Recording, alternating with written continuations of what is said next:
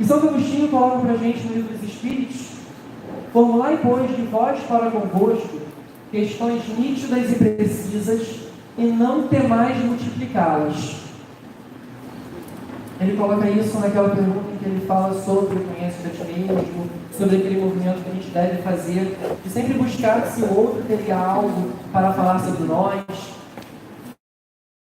Então, adoro tecnologia. E aí, ele coloca para a gente que nós devemos sim formular essas inúmeras perguntas para nós mesmos.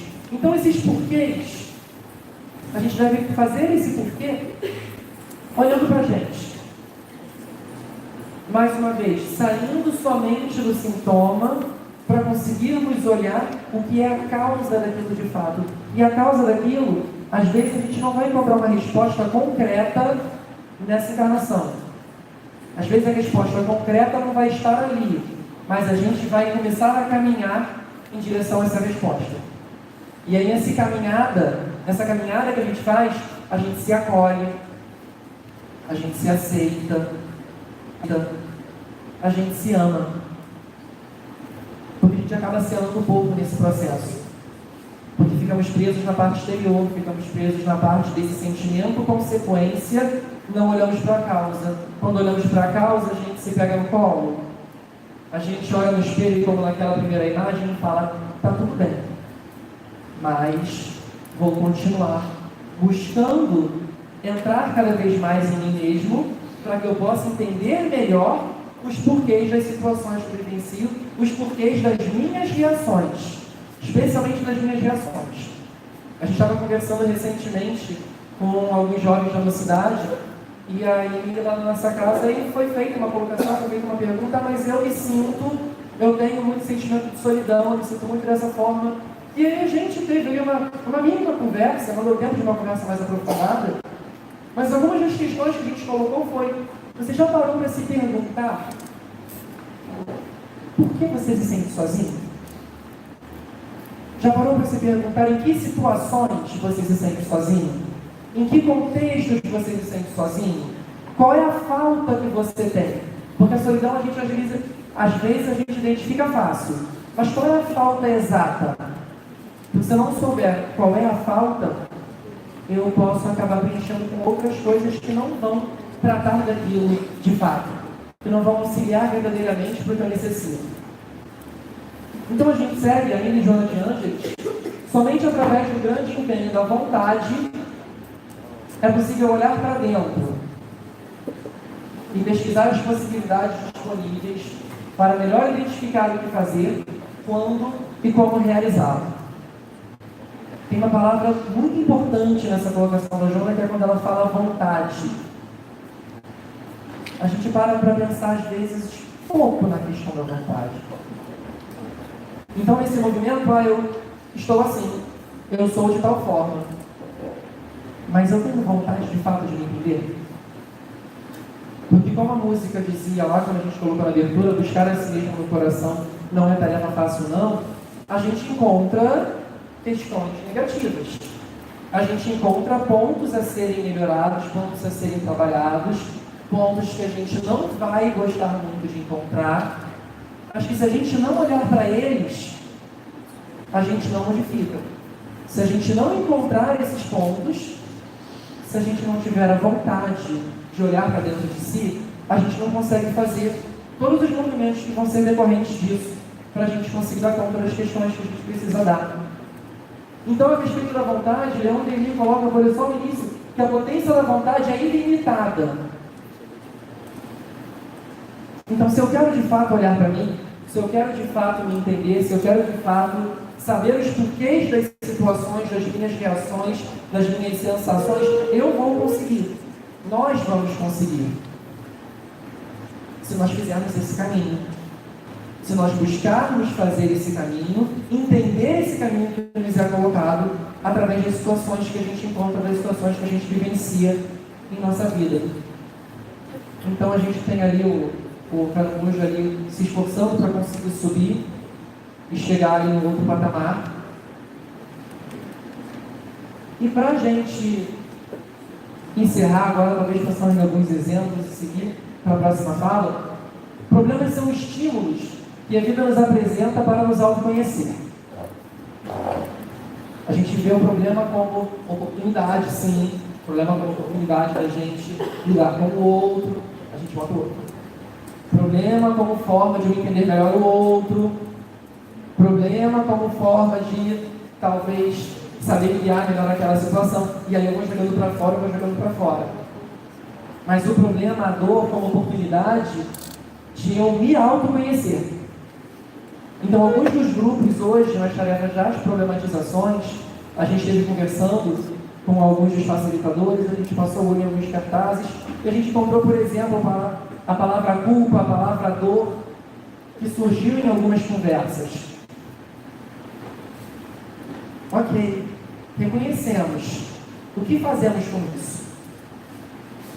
Reconhecemos mais atividades e situações que nós vivenciamos fazem com que a gente sinta determinada dor, determinada questão. O que fazemos então com isso? Como então eu posso pegar essa minha vontade para continuar percebendo essas características em mim e trabalhando e seguindo? Porque não basta eu dizer que percebi que eu reajo de tal forma àquela pessoa. A gente falou de família. Então a gente sabe, se a gente falasse em família, o grupo que estava lá, mas todos nós temos as nossas questões familiares. Automaticamente a gente já pensa em uma pessoa específica que a gente trinca os dentes. Mas por que eu trinco os dentes para essa pessoa? A oportunidade de eu perceber que sou impaciente, a oportunidade de eu perceber que sou intolerante, a oportunidade de eu perceber, insira aqui qual a questão que a gente precisa perceber. Então, essa autopercepção é muito importante para que a gente possa fazer uma caminhada ao longo de nossas encarnações de transformação, uma caminhada de crescimento, uma caminhada cada vez, não podemos dizer mais fácil, não podemos dizer mais simples, mas cada vez com mais propósito, cada vez vendo melhor o sentido, o local onde a gente deseja chegar. Tudo bem até aqui?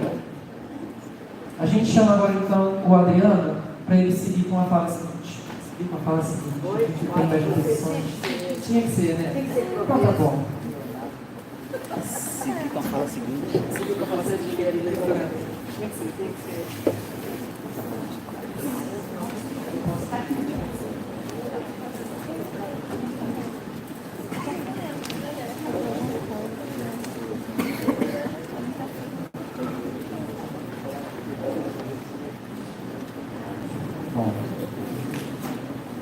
Seguindo na fala seguinte,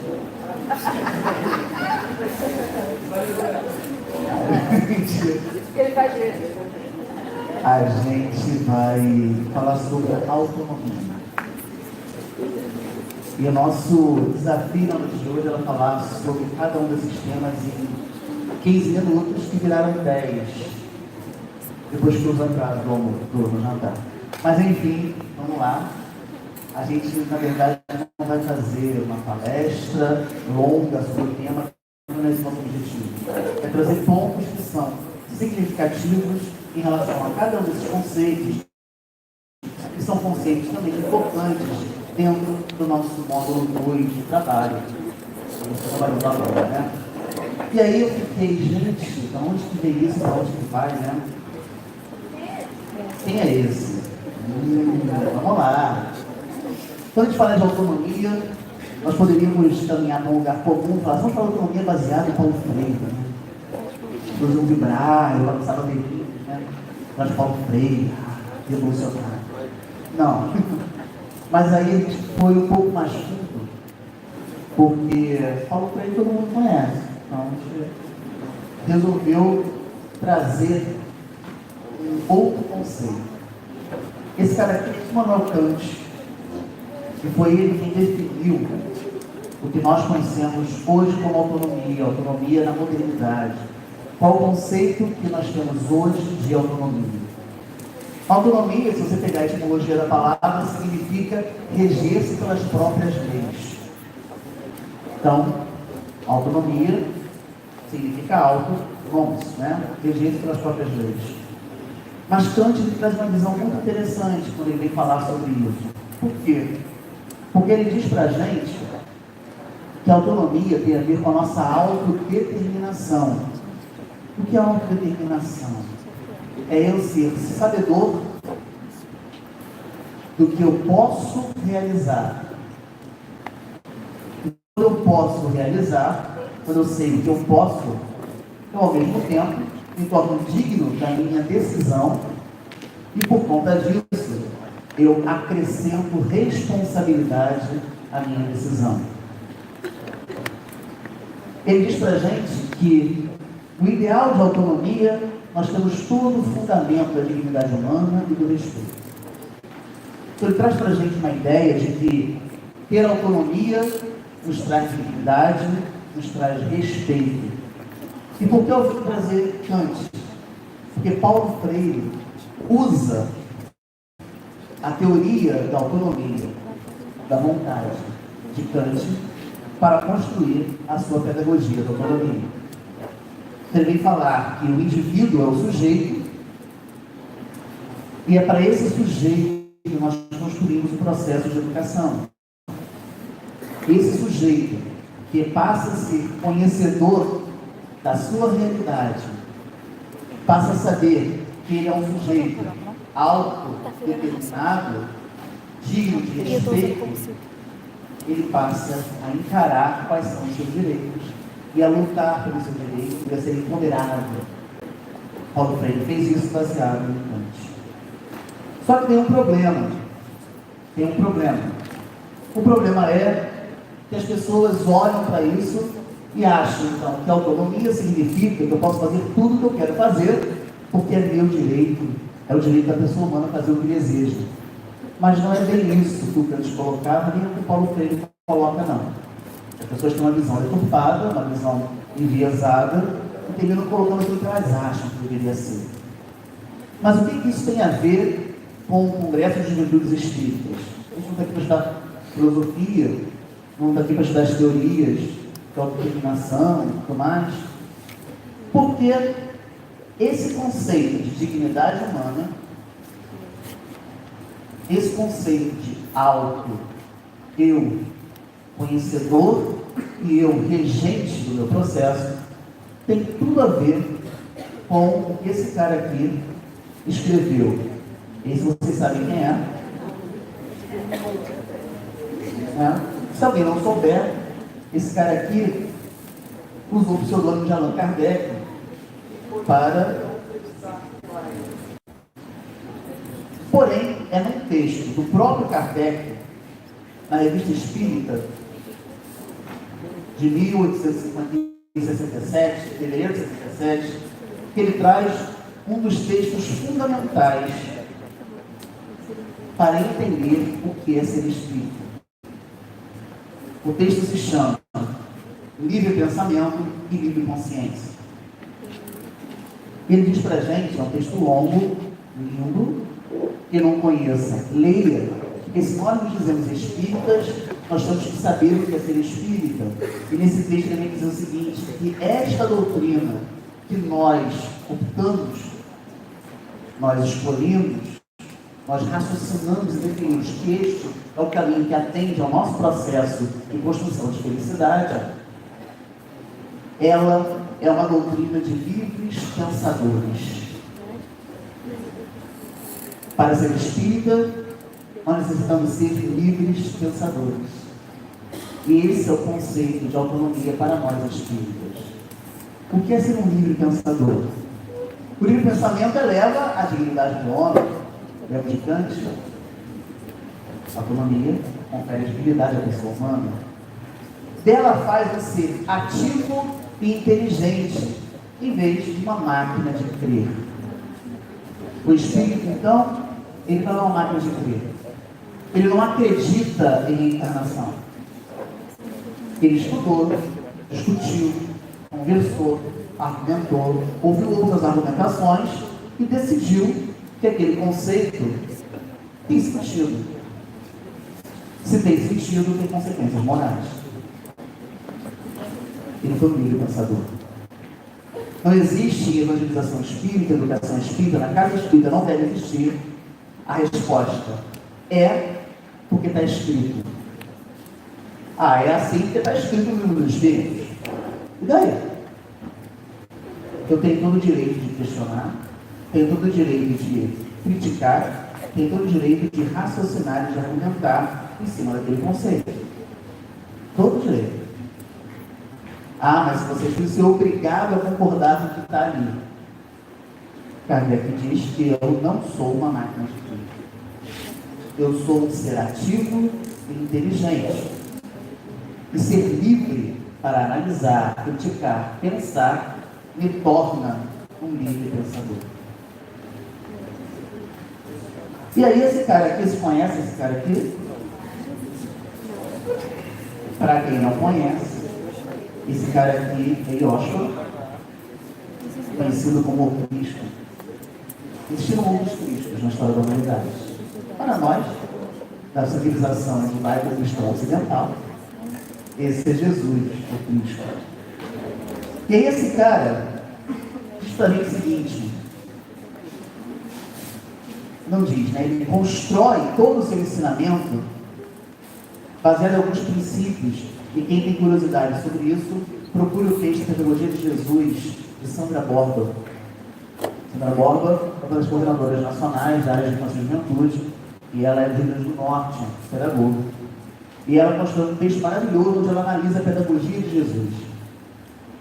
E tem com exemplos, claro, e ela fala para a gente que Jesus tem todos os seus princípios, que a pessoa humana é considerada como o mais alto e elevado dos investimentos divinos. Logo, a pessoa humana é digna. É digna de ser ouvida, é digna de ter as suas histórias não só apresentadas, como contadas como exemplo para as outras. Ele diz ainda, ela diz ainda para a gente, esse texto que é tudo da Sandra Borba, tá? Que o ser humano ele é capaz de transformar-se, de construir algo novo a partir de sua própria reconstrução pessoal. Então, quando o indivíduo se torna senhor de si mesmo, quando o indivíduo percebe o valor que ele tem enquanto ser humano, ganha dignidade, ganha respeito, esse indivíduo é capaz de criar algo novo a partir do seu processo de reconstrução pessoal. E todos nós estamos em reconstrução pessoal. Todos nós estamos viajando, né? Do átomo ao arcanjo. Vou usar um clichê que o pessoal usa por aí. Estamos em processo de reconstrução pessoal. E mais, também vamos entender com Jesus que a autonomia não significa independência. Porque o conceito de independência, vai dizer para a gente que nós somos, podemos viver sem os demais. Podemos ser só nós, independente dos outros. Quando esse conceito não nos auxilia a crescer e a se reconstruir. Porque nós vivemos em interdependência.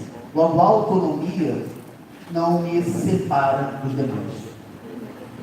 E aí, a gente precisa entender que toda essa autonomia que nós temos, que nós somos convidados, como livres pensadores que somos, serve para o nosso processo de construção, de reconstrução e mais ainda para o nosso processo, para a nossa jornada com a felicidade.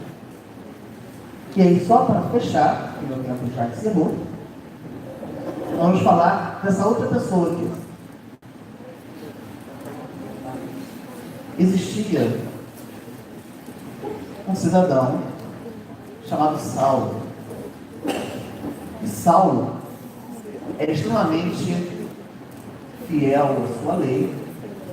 Saulo era extremamente seguidor dos senhores da igreja, do corpo de doutores do templo.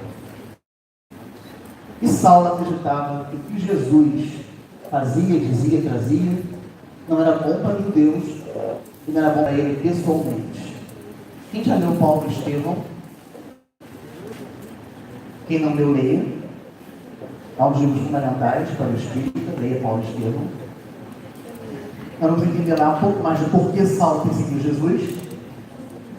E ele começou a perseguir Jesus porque Jesus o perseguia. Era o que ele falava. Até que, perseguindo Jesus na estrada para Damasco, Jesus apareceu para ele. E ele então percebeu que aquele Jesus era de verdade. Aquele Jesus que falava realmente de Jesus. Ele diz: Senhor, o que queres que eu faça? E aí Jesus fala: Saulo, vai até Damasco, procurando Ananias e tal, segue a historinha toda dele lá. Até que ele começa então a perceber que o que ele deveria realizar com a sua autonomia, por ser um livre pensador, era seguir esse Jesus. E fez isso até a velhice. Fez isso até a morte. Em uma das suas últimas cartas, na carta aos Gálatas, ele fala para a gente: já não sou eu quem vive, mas é o Cristo que vive em mim. Saulo, Paulo, ele se transforma, muda o nome no seu processo de transformação, usou da sua liberdade com responsabilidade. Revolucionou um conjunto de leis para o cristão. Foi autônomo, porém fiel. Fiel à verdade, fiel à ética, fiel aos princípios que ele agora desposava. Para que nós possamos entender que somos livres pensadores, que devemos ser nas nossas casas espíritas livres pensadores. Somos autônomos, mas não podemos esquecer que a dignidade que nós trazemos não nos isenta da nossa responsabilidade para com os nossos compromissos assumidos. Para fechar as nossas falas, Ricardo vai fazer o último momento.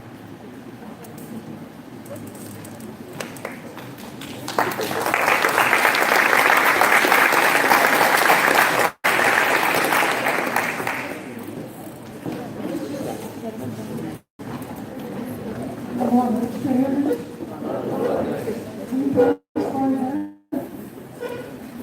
Todos felizes, animados. Então eu tenho um desafio pelo ano. Encorajar vocês um pouquinho. Autoencorajamento. Será que a gente consegue se conquistar juntos? Vamos tentar. Olha, eu vou dizer para vocês que o dia de hoje à noite, durante o dia, histórias difíceis, histórias relacionadas à não aceitação de familiares, histórias relacionadas a não reconhecimentos como iguais, seja porque eu tenho uma raça diferente, porque eu penso diferente, eu tenho uma orientação sexual diferente. Eu vi aqui falas que eu não tinha que dizer para a pessoa, só podia dar um abraço. Porque são situações difíceis.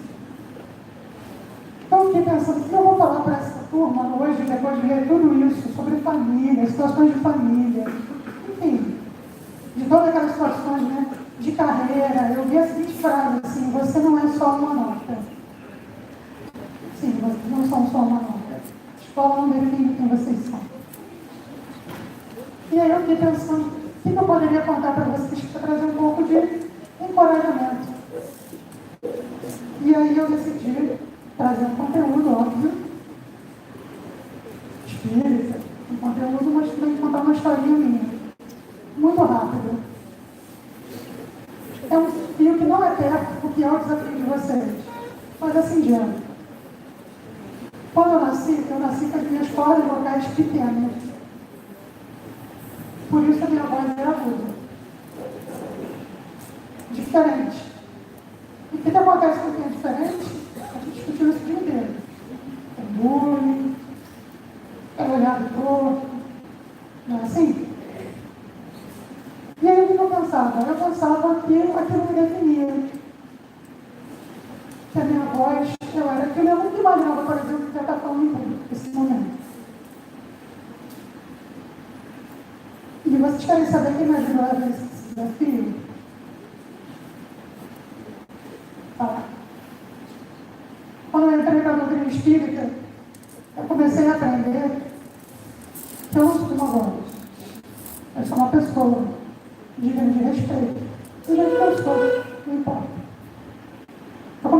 entender que nós somos, cada um do seu jeito, cada um da sua forma, cada um do seu jeito de pensar, é valioso.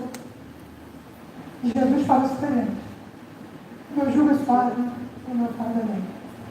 Então, quando a gente aprende a reconhecer que a gente tem dentro da gente, que a gente não é só defeito, que a gente é virtude, que a gente tem qualidades muito positivas, a coisa fica mais leve. Quando a gente aprende a usar essas ferramentas, a coisa fica mais leve. E aí o Ricardo está falando naturalmente. É Jesus. E Jesus fala que a gente é muito mais que isso. Essa frase é para todos nós que estamos aqui. Está grande, né? Porque é grande. Vós sois o sal da terra. Não é o sal que dá sabor à comida, que deixa a comida gostosa, valiosa. Nós somos o sal da terra. Nós somos a luz do mundo. Que ilumina, tira da escuridão, faz brilhar. Você não pode ser colocado embaixo do alqueire, tem que deixar bem no alto para fazer brilhar. Cada um aqui tem algo especial para trazer para cada um de nós. Eu falei no grupo hoje mais cedo que eu aprendi muito com esse grupo hoje. Falei, eu estava com o Gustavo. Tenho certeza que todo mundo que passou aqui hoje aprendeu com vocês, como vocês aprenderam comigo. Sois a luz do mundo. Essas duas últimas frases, nós somos o sal da terra e sois a luz do mundo, Jesus fala no Sermão do Monte. O Sermão do Monte, de acordo com a Amélia Rodrigues, foi um momento. Era por volta da tarde, fazia muito calor, era a descrição da Amélia Rodrigues no Orelha Felícia do Reino. E as pessoas, mesmo assim, fizeram um esforço de estar ali, porque elas queriam ouvir aquelas palavras. Acho que valeu a pena. Jesus falou por um tempo, chegou a noite, ao anoitecer, e encerrou a fala dele. Para falar talvez uma das mensagens mais importantes da sua passagem aqui na Terra. Para falar para a gente que a gente é importante. Para falar para a gente que a gente tem algo a oferecer. Ah, mas eu estou enfrentando um desafio muito difícil, eu tenho um problema na minha família, eu tenho um problema na minha casa, eu tenho um problema. Sim, a gente tem. Mas se o fardo é leve e o jugo é suave, nós podemos vencer esse desafio. Por mais difícil que ele possa parecer agora. Como eu falei antes, eu também não imaginava que eu poderia estar falando para um público. Hoje em dia eu faço palestra na Casa Espírita. Por quê? Porque sou especial? Claro que não. Porque eu me dei conta que tenho aula para fazer. Como todos vocês têm. Então o que eu quero é que sejam vocês, daqui a pouco, a estarem aqui, falando, a estarem nas casas espíritas, compartilhando, trazendo algo de bom.